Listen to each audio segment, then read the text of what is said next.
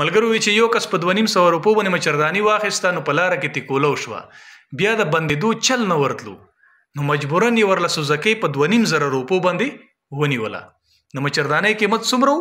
2.5 روپۍ، خو سوزکۍ ورله په 2.5 روپۍ ونیوله. نو د پاکستان حالات هم هغه دي. که چېرې د IMF نه قرضه اخلي نو دا قرضه به دومره بوج ولري چې دا خوار ولس به یې برداشت نه کړي.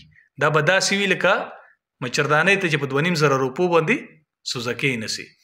او که چېرې دوی قرضه نه اخلي نو په دې هیواد کې دومره پیسه نشته چې یو څو میاشتې پس مونږ تنخدار خلکو ته تنخې ورکو.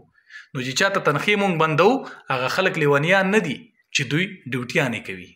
نو ملک په دې مقام باندې چا ودرولو؟ که چېرې مونږ فکر وکړو نو دا هغه فوجي مداخله ده چې تل تر تله یې په دې خوار ولس باندې نااهله خلک راتپلي دي او نااهله پالیسیانې یې جوړې کړي دي او هیواد یې په دې مقام باندې ودرولی دی. اوس که ملک په یو طرف ته بوزي نو ډانګ دی او که په بل طرف یې بوزي پړانګ دی. دویمه خبره د فرم 47 او فرم 45 ته اوس د اسټیبلیشمنټ نه هم په دې کې ورکه ده. که چېرې د فرم 47 حکومت دوی قایم ساتي نو په نړۍ کې خو د دوی نه پرتوک ختلی دی او نور هم څه نه خیږي. نو د فرم 47 د سیاستدانانو سره دومره قابلیت نشته چې دوی ملک کابو کی، د ملک صورتحال سم کی.